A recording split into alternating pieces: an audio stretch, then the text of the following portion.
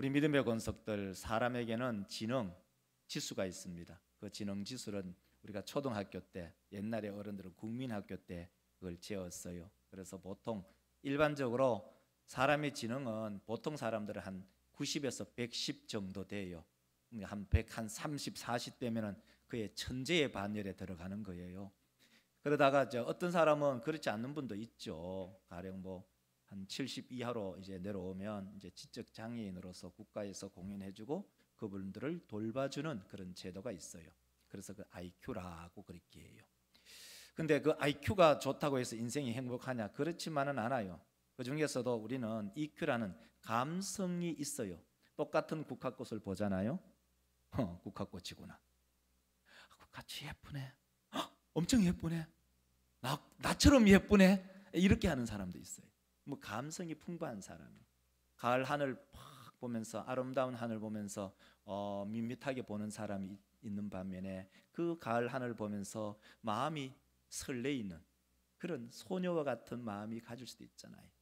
이것이 바로 감성, EQ죠. 근데 그것 말고도 또 있어요. 사람이 살아가면서는요, 이 소셜, 사회성, 사람이 살아가면서 누구하고도 다 친분 관계가 있어요. 사람하고 등지며 살아가지 않아요. 사막에 던져놔도 거기에서 살아나올 사람, 사막에서도 신발 팔을 사람, 그 사회성이 뛰어난 사람, SQ라고 하죠. 여러분, 교회 안에서도 사회성이 좋은 사람이 있어요. 어느 전도에 가든 남전에 가든 주일학교 가든 어느 곳에 있든 사람과 함께 같이 더불어 살아가는 그 사회 지수성이 굉장히 높은 사람이 있는 반면에 누가 나한테 먼저 말 안 걸면 내가 먼저 말 걸 리는 없는 사람, 다른 사람이 나에게 먼저 인사하지 않으면 나는 절벽이 되고 철벽이 되어서 절대로 먼저 인사하지 않는 사람, 사회성이 떨어지는 거예요. 우리 믿음의 성도들, 사회성이 참 좋은 사람은 사업도 잘하고 인간관계도 원만하고 대인관계도 원만해요. 그것이 바로 SG죠. 근데 그것 말고도 또 이런 것도 있어요. 역경지수. 우리가 인생을 살아가면서 늘 장미꽃이 부러진 탄탄대로만 살아가면 얼마나 좋겠습니까? 그렇지 못하는 거예요. 인생을 살다 보면 시험도 오고 시련도 오고 고통도 오고 넘어지기도 하고 자빠지기도 한데 어떤 사람은 오뚜기처럼 벌떡 일나는 사람이 있는 반면에 어떤 사람은 한 번 넘어지면 너버려져 버려. 다 때려차 본다. 나는 뭐 한다. 그 역경지수가 어떤 사람은 굉장히 높은 사람이 있는 반면에 어떤 사람은 그냥 이렇게 물통 하나 석 밀었는데 이거 나잡아져 본 사람. 우리 믿음의 권속들, 인생을 살면서 항상 꽃길만 걸을 수는 없잖아요. 큰 어려움이 올 때 그 길을 잘 극복하는 우리 믿음의 권속들이 되시기를 주의 이름으로 축원합니다. 그 역경지수를 AQ라 해요. 우리 잘 알잖아요. 어른들, 옛날에 정주영 씨가 대통령 나왔어요. 정주영 이제 돌아가신 고인이지만 그분이 이런 말 했잖아요. 시련은 있어도 실패는 없다. 야, 참 명문이죠. 인생을 살아가면서 시련은 있어요. 그러나 실패는 없다는 거예요. 야, 정말 명문이에요. 나폴레옹이 그런 말을 했잖아요. 내 사전은 불가능은 없다. 그 사전이라는 말은 우리가 한글로 번역딱 하니까 사전, 내가 죽기 전에는 불가능이 없다, 그 말이 아니고 내 딕셔너리, 사전, 내 인생에서 사전 안에 거기에는 불가능이라는 단어 자체는 없다는 거예요. 역경지수가 대단히 높은 사람이에요. 다 좋아요. 지능지수 높아도 좋고, 감성지수 높아도 좋고, 사회지수가 높아도 좋고, 또 역경지수가 높아도 좋고, 그러나 성도에게는 가장 중요한 것이 있어요. 그게 뭐냐? 영성지수예요. 영성지수. 사람 머리 좋으면 뭐해요? 하나님과 교제가 없는데, 사람과 대인관계가 원만하고 다 좋아요. 근데 하나님과 소통함이 없는 사람이 과연 성도일까? 역경지수 높아요. 뭐 어떤 시련이 와도 막 그걸 뚫고 전차처럼 막 밀고 나가요. 근데 하나님과의 관계성은 전혀 없네. 과연 그 인생이 하나님 앞에서 복받은 인생일까 하는 거예요. 우리 사람 모든 믿음의 성들, 우리에게는 IQ도 있고, 그리고 EQ도 있고, 그리고 SQ도 있고, 그 다음에 역경지수 AQ도 있고, 그 중에 가장 중요한 게 뭐냐면 SQ, 이 영적인 지수. 우리 모두가 하나님 앞에서 소통, 하나님과의 교통, 하나님과의 교제, 그 지수가 누구보다도 높은 그러한 우리 자인교회 모든 믿음의 권속들이 되시기를 주의 이름으로 축복합니다. 그렇죠. 오늘 본문 말씀은 여러분 딱 보면은 이 본문은 예수님께서 계실 적에 예수께서 하신 말씀이죠. 자, 이 얘기예요. 예수께서 사역하는 중에 예수님의 그 사역에 대해서 계속 딴소리를 하는 거예요. 누가요? 종교 지도자들이. 그래서 예수께서 오늘 본문 말씀을 하시는데 이 본문의 구조가 이렇게 돼 있어요. 여러분들 금방 이해할 거예요. 오늘 11장은 2절부터 6절까지는 요한이 예수님에게 질문하고 예수님이 답해요. 예수님, 당신 오실 메시아인가요? 예수께서 이렇게 답해요. 구약의 이사야서 35장 그 본문에 보면은 메시아가 올 때 어떤 일을 하느냐? 맹인이 눈을 떠요. 안진병에 일었어요. 문둥병자가 고쳐져요. 그 일을 행하는 자가 곧 메시아다. 자, 보면 모르냐? 이런 말이에요. 그래 이제 세례 요한을 평가해요. 7절부터 15절까지 요한에 대한 예수님의 평가예요. 야, 여인이 난 자 중에 가장 큰 자가 세례 요한이다. 그렇게 얘기해요. 그러면서 예수께서 이제 오늘 본문 속에 말씀하는 것이 이 세대가 얼마나 강박하다는 것을 얘기하고 있어요. 냉정한 시대를 평가하고 있어요. 그래서 오늘 본문 말씀을 가지고 제목을 잔치집에서 조상집에서라는 제목으로 함께 말씀을 나누고자 합니다. 우리 모든 믿음의 성도들, 하나님의 나라는 첫 번째로요, 하나님의 나라는 침노하는 자의 것이라는 겁니다. 하나님의 나라는 침노하는 자의 것이다. 자, 하나님의 나라는 기본적으로 하나님께서 우리 가운데 선물로 주셨어요. 천국을 우리 가운데 선물로 주셨어요. 그 선물로 주신 측면이 있는 반면에 또 다른 측면이 있어요. 그것은 바로 침노하는 측면이 있다, 빼앗는 측면이 있다는 거죠. 오늘 본문 말씀 한번 읽어볼까요? 본문 말씀 12절을 한번 읽어보겠습니다. 세례 요한의 때부터 지금까지 천국은 세례 요한 때부터 지금까지 천국은 침노하는 자의 것이고 침노하는 자가 그 천국을 차지한다. 이 번역을 우리가 현대의 성경을 한번 해보면 이렇게 되어 있어요. 세례 요한의 때부터 지금까지 하나님 나라는, 그리고 침략하는 사람이 그 나라를, 하나님의 나라에 대한 침략, 하나님에 대한 열심, 그것을 헬라어로 그것을 확인해 보니까 이렇게 되어 있어요. 비아스테스라고 하는데 이것은 힘을 사용하다는 거예요. 이걸 다르게 말하면 우리의 표현으로 말하면 힘쓰고 애를 쓰다, 이런 의미예요. 우리 사람 믿음의 권속들. 자, 그 첫 번째 이해가 뭐냐? 이스라엘 백성들에게 하나님께서 가나안 땅, 우리가 말하는 천국을 약속하셨어요. 그러면 그 가나안 땅을 약속했으니까 가만히 있으면은 호박 넝쿨처럼 넝쿨째 그 가나안 땅이 이스라엘 백성들에게 하늘에서 그냥 떨어졌나요? 아니라는 거죠. 그럼 어떻게 했죠?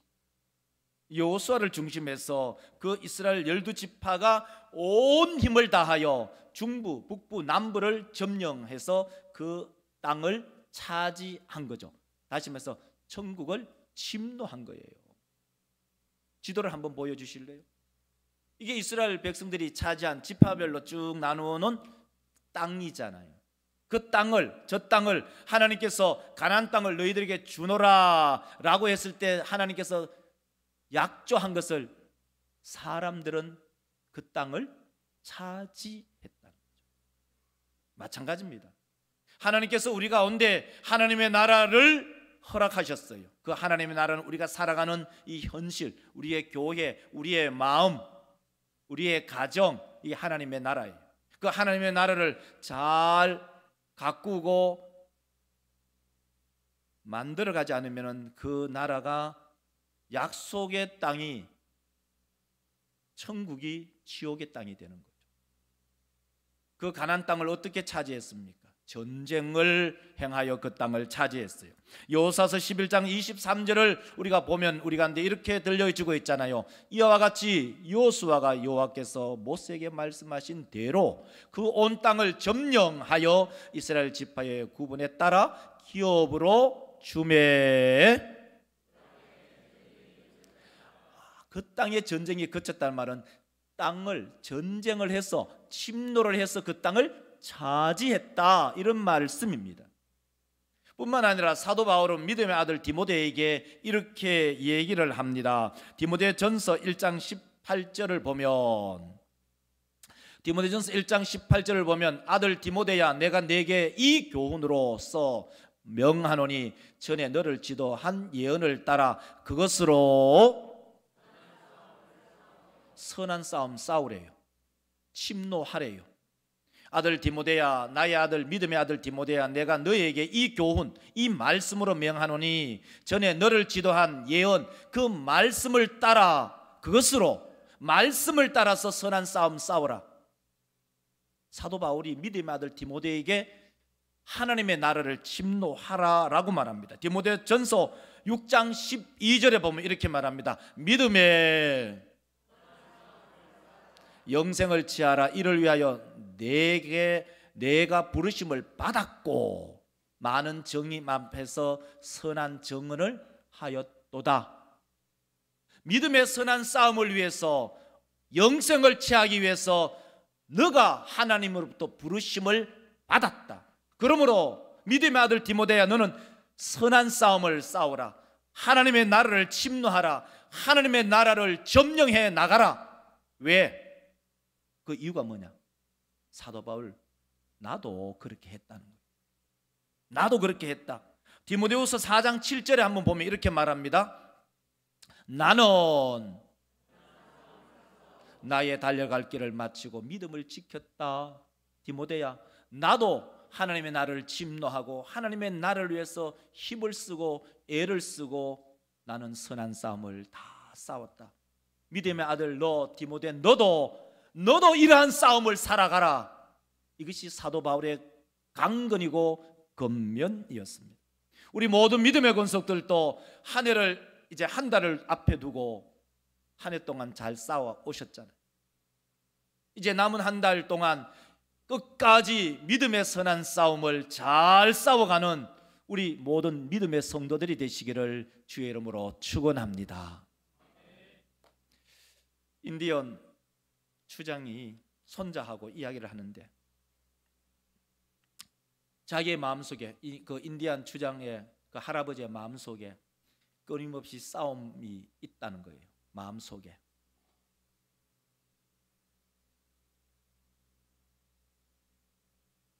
자기의 마음속에는 두 마리의 늑대가 있어요. 끊임없이 싸우는 악한 늑대 한 마리, 착한 늑대 한 마리.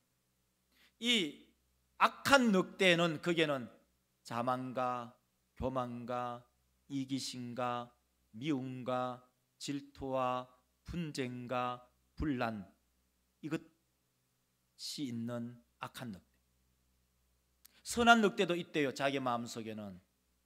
그 선한 늑대는 사랑과 인내와 겸손과 배려와 믿음과 소망이라는 이런 요소를 가지고 있는 늑대가 끊임없이 그 마음속에, 그 할아버지, 인디언 추정 할아버지 마음속에 싸운대. 손자가 물었어요. 할아버지, 그러면 어느 늑대가 이기나요? 할아버지 이렇게 말씀하셨어요. 내가 먹이를 주는 놈이 이긴다.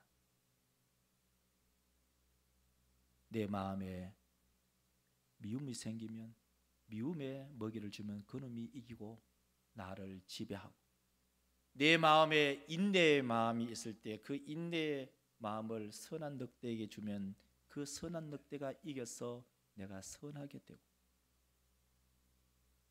여러분, 우리의 마음속에는 끊임없이 전쟁이 일어납니다. 여러분이 어떤 먹이를 어떤 늑대에게 주냐에 따라서 여러분의 인격을 결정하죠. 오늘 사도 바울은 우리 가운데 이런 갈등의 얘기를 하는 겁니다. 믿음의 아들 디모데야, 너는 선한 싸움 싸워라. 끊임없이 갈등합니다. 예를 든다면 간단하죠. 우리의 현실 속에서 새벽기도 갈까 말까,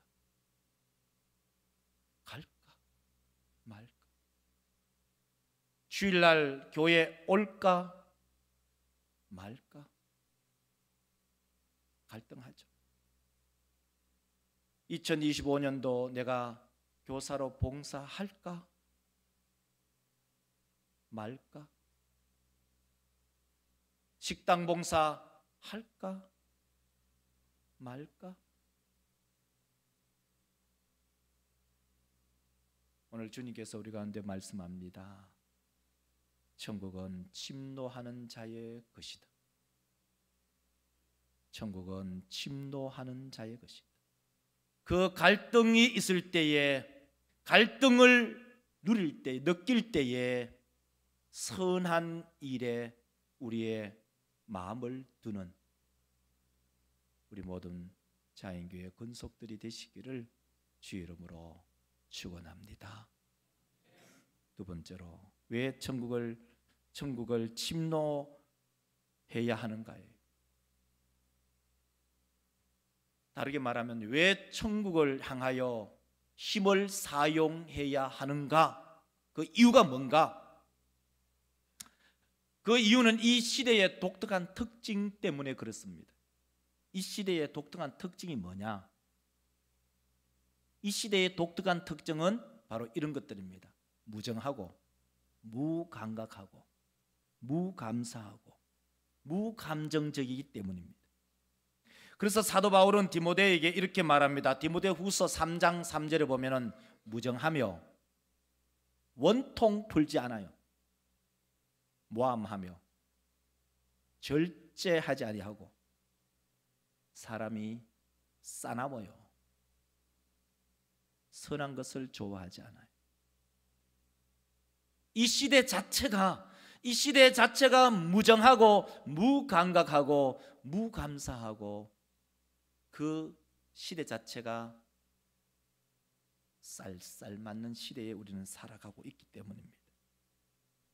그래서 예수께서 오늘 본문을 가지고 얘기를 하시는 거예요. 이 시대를 어떻게 비유할꼬? 라고 하면서 16절에 이렇게 말하지 않습니까? 16절 보세요. 16절 보면은 이 시대를 무엇으로 비유할까? 비유컨대 아이들이 장터에 앉아 제 동물을 불러 이르되 우리가 너희를 향하여 우리가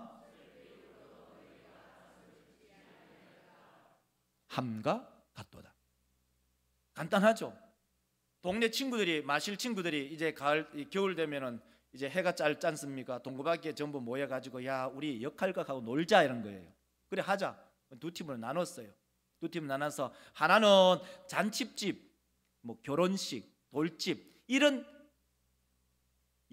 역할을 만나서 기쁘게 노래 부르고 악기를 가지고 막 춤춰요.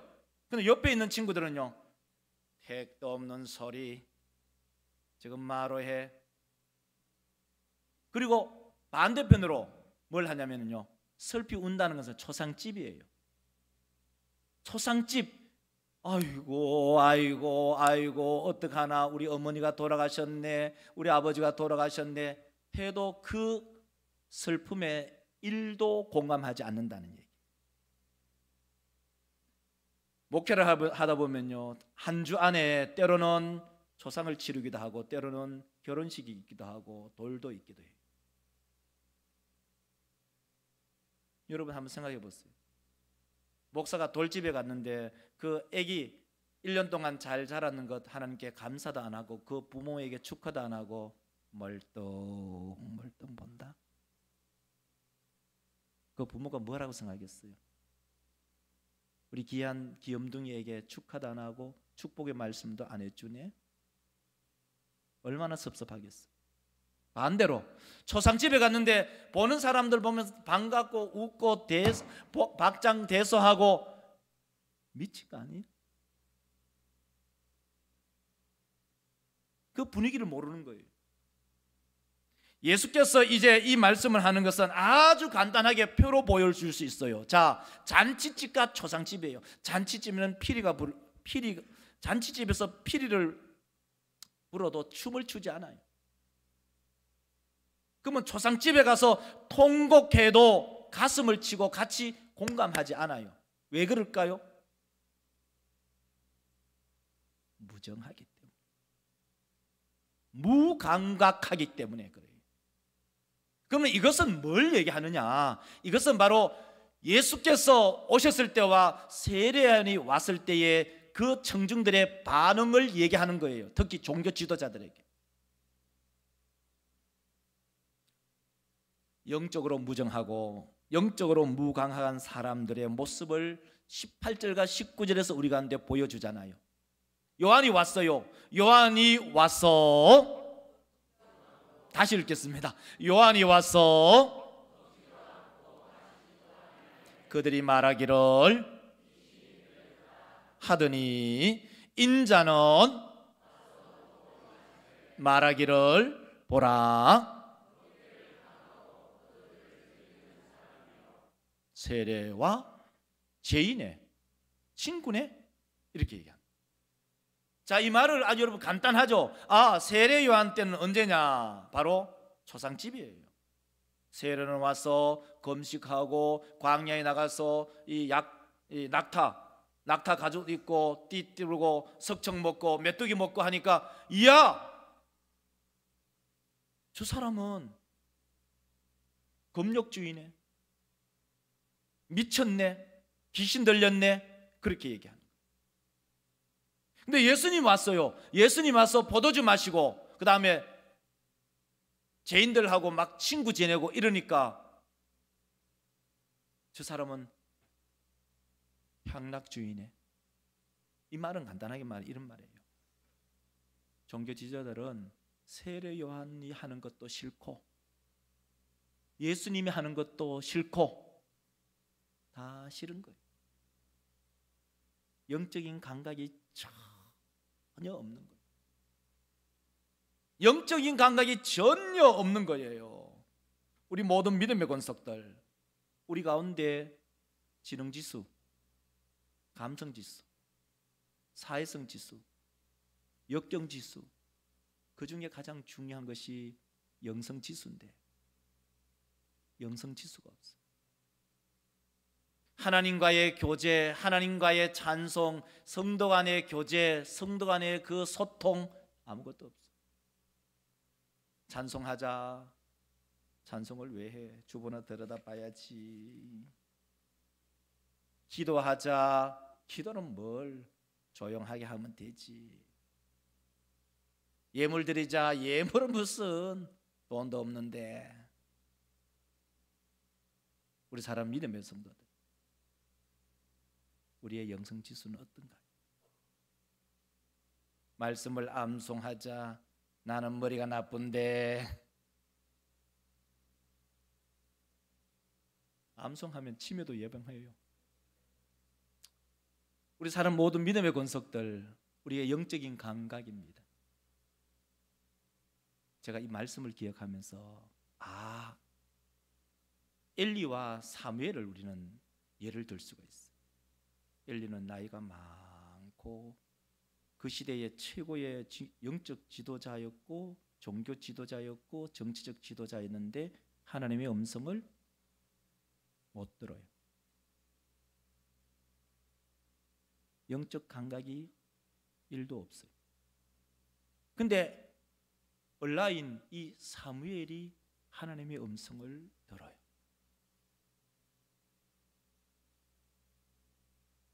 놀랍죠?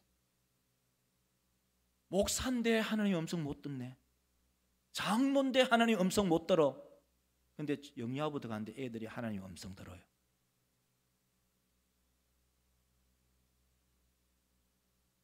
권사인데 하나님 음성 못 들어요.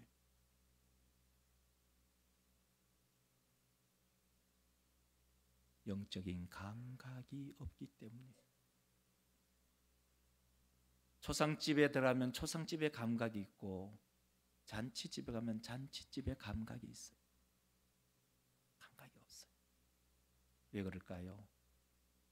무정하기 때문에, 무감각하기 때문에 그래요. 프레드릭 베크만은 이런 말을 했어요. 자기가 틀렸다는 사실을 인정하기란 어렵다. 특히 무척 오랫동안 틀린 채로 살아왔을 때는 더더욱. 자기가 틀렸다는 사실을 인정하기란 어마어마하게 어렵습니다. 특히 무척 오랫동안 틀린 채로 계속 살아왔을 때는 안 바뀌어요. 우리는 왜 하나님의 나라를 침노해야 될까요? 이 시대 자체가 무감각한 시대이기 때문입니다. 이제 말씀을 맺을까 합니다. 우리 모든 믿음의 권속들이 하나님의 나라를 침노하는 하나님의 백성들이 되시기를 주의 이름으로 축원합니다. 선한 것을 생각하고 악한 것과 선한 것이 충돌될 때 반드시 선한 것을 선택하고, 악한 일과 선한 일이 충돌될 때 반드시 선한 일을 행하고, 갈등이 생길 때마다 하나님의 나라를 침노합시다. 왜 하나님의 나라를 침노해야 될까요? 그 이유가 무엇일까요? 이 세상은 무정하고 무감각하기 때문입니다. 그러므로 우리 모든 믿음의 권속들이 하나님과 소통하며 영적인 지수가 높아 하나님과 교제하는 우리 모든 믿음의 성도들이 되시기를 주의 이름으로 축원합니다. 기도합시다. 하나님 감사합니다.